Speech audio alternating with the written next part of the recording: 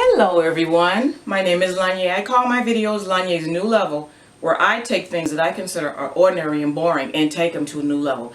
But before we get started, I just want to share something with you guys. You cannot make this stuff up. This is the truth. So I go to one of my daughters and I'm like, I think I want to start making videos showing people how to redecorate stuff. She's like, no. I didn't say it, but I was thinking it out. Honestly, I felt kind of bad. I'm like, Dad, that does not make me feel inspired. Should I have reminded little Missy of Matthew chapter 19, verse 26, with God, all things are possible? As a matter of fact, I am using my son's camera to make this video. You got to crawl before you walk, right? Wasn't you crawling before I taught you how to walk? So I go to my other son, and I'm like, here's the camera. Can you show me how to upload these videos on YouTube once I start making them? So he grabs the camera from me. You see this? He takes it out. You see this? I'm like, what's that? I don't know this stuff. I really don't. I'm learning. He goes, this is a memory card. It's memory that's on a card. So I look at him like, oh, okay, it's like that, huh? Wait till your ass needs something. Okay, so let's go into what I'm doing today.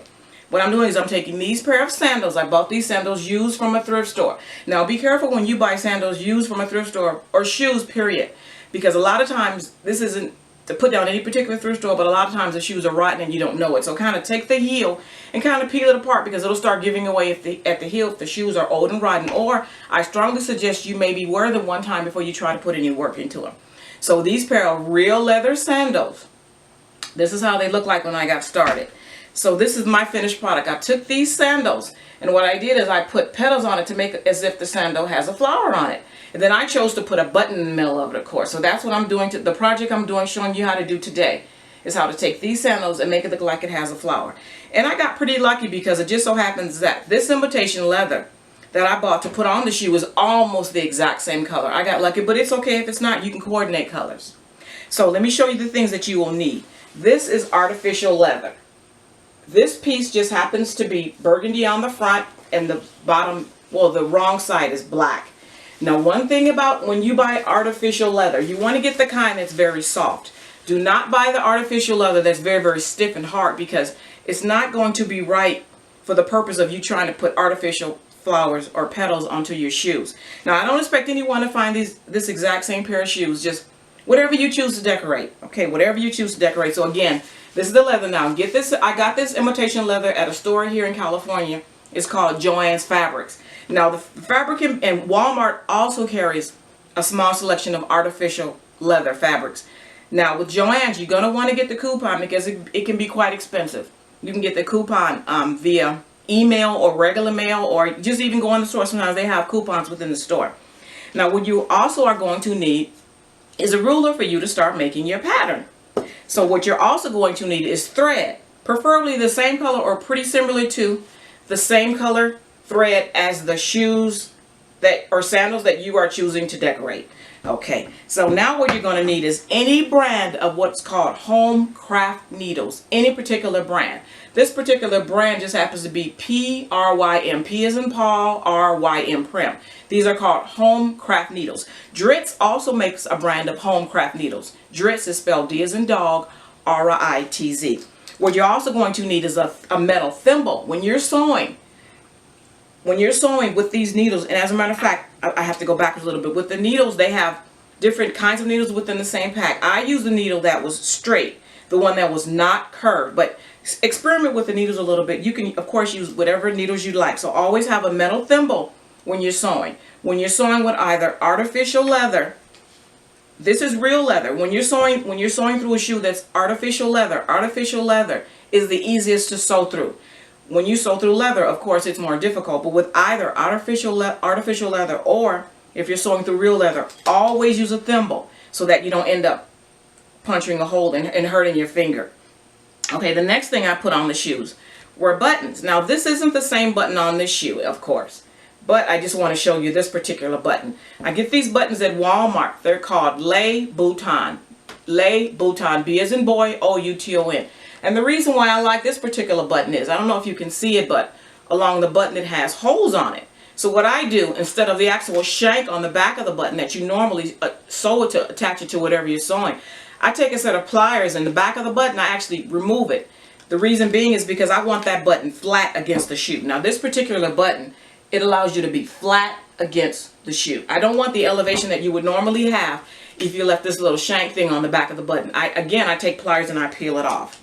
So let me go into how you make your pattern. So when you make your pattern, what you're going to do is you're going to first make a horizontal line approximately 2 inches. A horizontal line approximately 2 inches. Now in the middle of that line I drew a big circle. The reason being that that's approximately the middle of your horizontal line. So from there I went up 2.5 inches. Now from there what you're going to do is you're going to take a line and you're going to go like that from either end. It depends on, you know, if you're left or right handed. So when you're done at that point, now your pattern is going to look like this.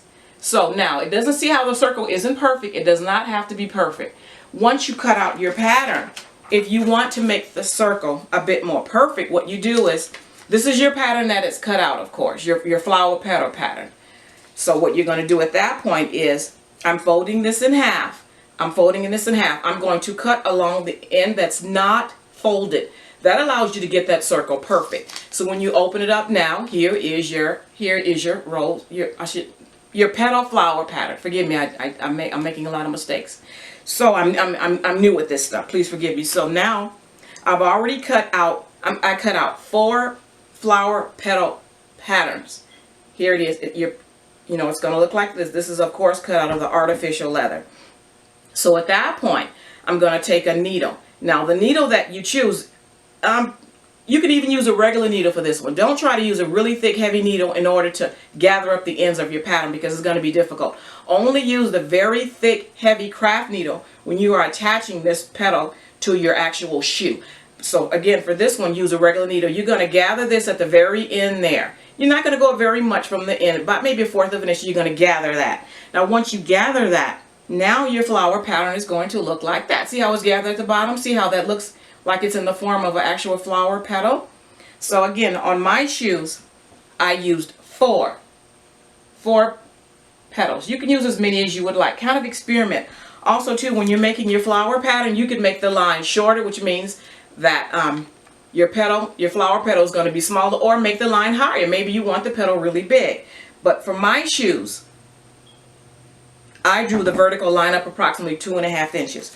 So again, I choose to attach my flower petal to my shoes by sewing. Some people like glue. Me personally, I'd rather sew because I want it to be nice and secure to the shoe. Also too, whenever you sew, whenever you thread your needle, make sure at the minimum you double thread your needle. You can even triple thread your needle when you're attaching it to the shoe. Now, when you thread your needle in order to gather your flower petal, you don't have to thread it 2 or 3 times. At this point, you don't need the durability. But I highly recommend when you attach the flower petal to the shoe, again, make sure you, at the minimum, double thread your needle. Okay, so that's pretty much it in terms of how you apply the shoe. I forgot. Now, I choose to attach my flower petal, again, to my shoe by sewing it. But if you want to, after you make your flower petals, you know, you sew them with thread again. It looks like that gathered at the bottom. After you make your flower petals, you can attach it to the shoe if you'd like with glue. But if you decide to use a glue, I recommend you use this glue. It's called E6000. But again, I'd rather sew mine because I want the durability. Okay, now, when it comes to after you cut your artificial leather, this particular artificial leather, there's different kinds, so make sure that you have a kind that's where once you cut it, you really don't need to do anything to the ends. With this particular artificial leather, the ends literally don't fray. They really don't.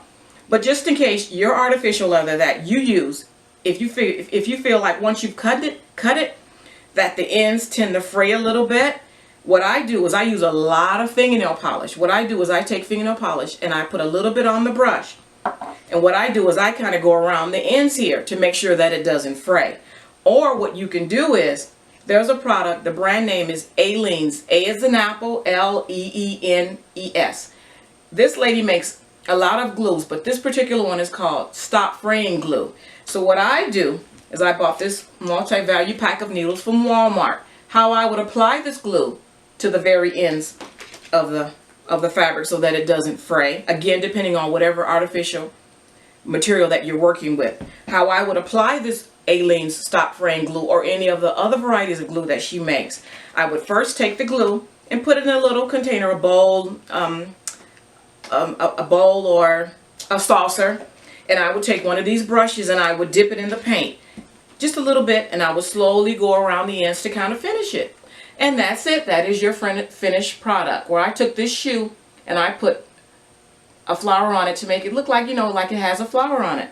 And that's it. I hope I explained it very, very well. Thank you for watching.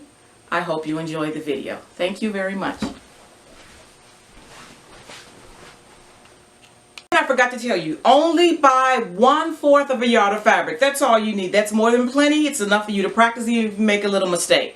You guys have to forgive me. I'm new at this. Practice makes perfect. I want to have it to where I have the lines on the video and all that stuff, but I don't know how to do that. Once again, I have to go to my kids and have them show me how to do it. It's me again, Lanye. I just wanted to tell you guys, kids, they do you a job when they know you need them.